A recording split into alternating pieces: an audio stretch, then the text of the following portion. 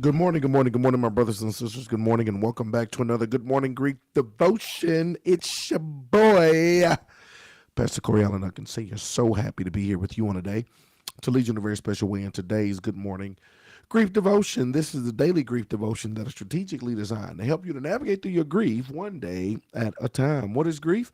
I'm so glad you asked. Grief, my brothers and sisters, it is the natural, normal, necessary response to loss, change, and transition that results in the expressions of feelings and emotions. That grief is what you feel on the inside. Mourning is how you reveal it on the outside. Therefore, we don't suppress it, but we express it. We don't ignore it, but we explore. We don't conceal it, but we reveal it. We don't lock it up, but we let it out. And that's why we shout good morning, because morning is a good thing. Thank you for joining us on today as we lead you in today's Good Morning Grief Devotion. Today is day 323. This message is for you and for me. We're going to talk about grieving is a consequence of loving. How grieving is a consequence of loving. We only grieve because God blessed us with the wonderful opportunity to love. We grieve because we love. It's like the old school song says, it's better to have loved and lost than to never have loved at all, right? And so oftentimes we wrestle with grief only because that we have been presented with the opportunity to love. We love, we share those minutes, those moments, those memories. We got that time, we got the friends, the family, the fun, the food, the fellowship, right? We love, we laugh, we live, we linger, we do all of those wonderful things, knowing that on the other side of the coin, it may come at the expense of not only having the opportunity to love them, but we also may lose them, right? And so we grieve, right? Grieving is a consequence of loving. But what's the alternative? Is the alternative never having an opportunity to love? Is that the alternative? Never having the opportunity to have those minutes, those moments, to have that joy, to have that time, to have, would you rather not have any of it so you don't have to experience the pain of loss? Or would you rather have the opportunity to love, right? No matter how long or short the time is, would you rather have the opportunity to love, knowing that one day I may lose what I love and it's going to put me at a place to where I now have to grieve the loss, the change, the transition that I'm navigating through. Let's talk about it, y'all. Loss and grief are difficult, but on the other hand, they are symptoms of a life well lived. This is just a wonderful way to frame it and put it in perspective. And I'm not minimizing the pain, the hurt, the grief, but it's just interesting to when you really think about that. Yes, my loss and my grief is difficult. Man, it's super difficult. But on the other hand, they are symptoms of a life well lived. That I've had the wonderful opportunity to live this life, to have these moments, to have these minutes, to have this time, to have this joy, to enjoy this son, to enjoy this daughter, to enjoy this mother, to enjoy this father, to enjoy this wife, to enjoy this husband, enjoy this sister, enjoy this brother, enjoy the friendship of another. That I've had the wonderful pleasure, the wonderful experience, the wonderful opportunity to be able to love and have these moments, right? But knowing and understanding that my grief is now a symptom of a life well lived. How so? Because the only reason I'm grieving is that I was fortunate enough to love. The only reason I'm grieving is that I was fortunate enough to love. And yet again, I propose to you, is it better? Let me put it in question form. Is it better to have loved and lost than never to have loved at all? Right? I want to pose that question to you. I want to pose that question to you. I want you to ponder that on today. Is it better to have loved and lost than never to have loved at all?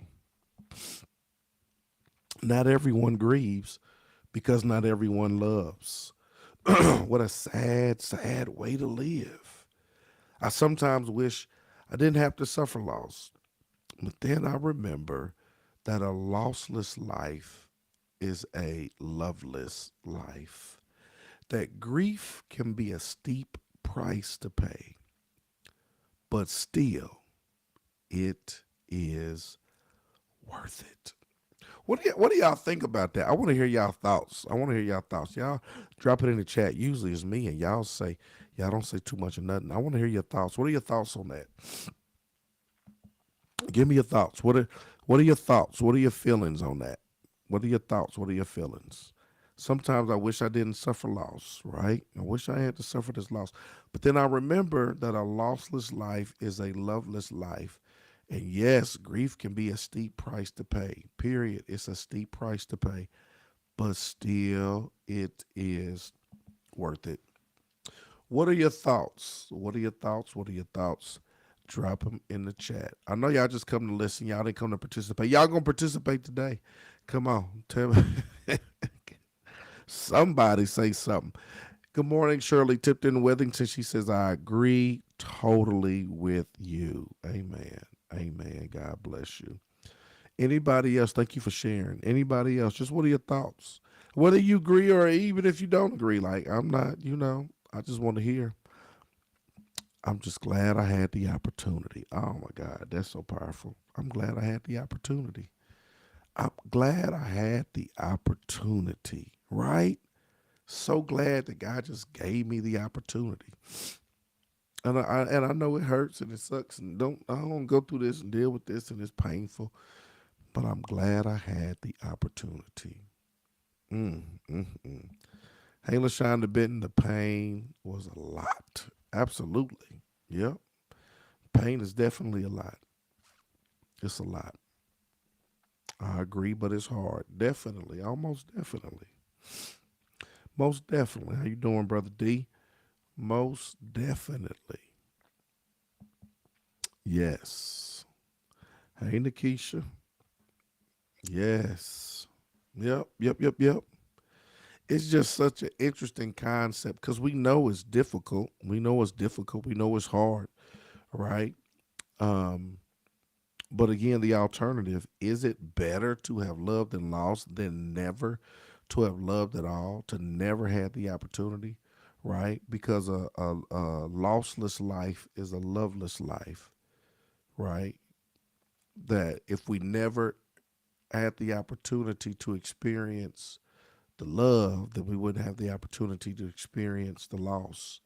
So take away the loss. I know the pain. If you take away that, then you take away the love. You take away the memories. You take away the minutes. You take away the moments. You take away all that other stuff that's so richly deposited, such joy, right, into your life.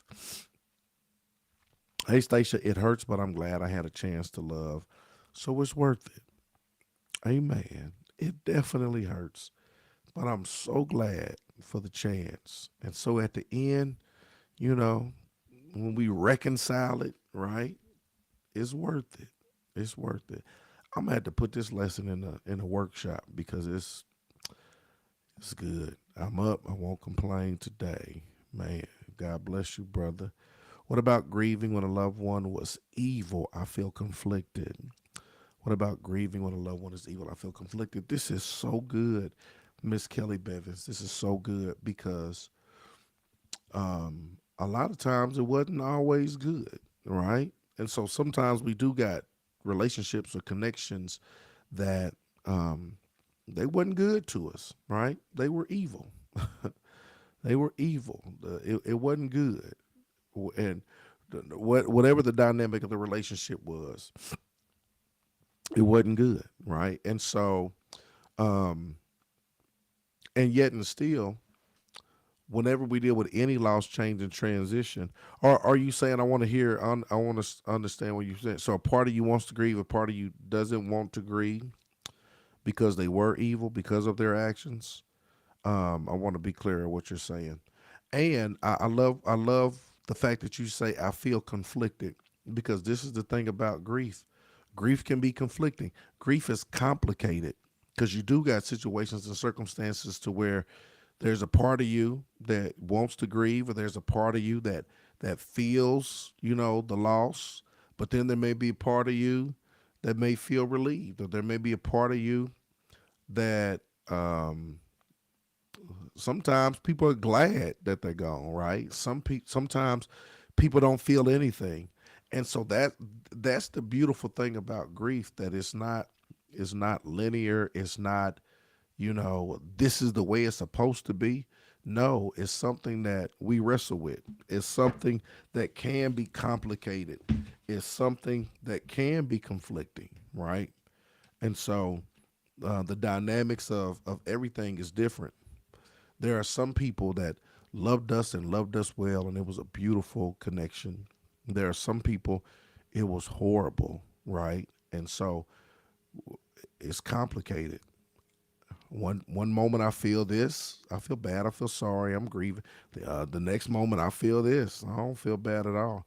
One moment I can remember a good memory and I can relish it. The next moment I'm thinking about a bad memory, something bad that took place, and I can't stand it. And so the whole thing is complicated, right? The whole thing is complicated, and that's why. So grief gives you permission to feel what you feel, because you're going to feel a myriad of emotions, and that's okay.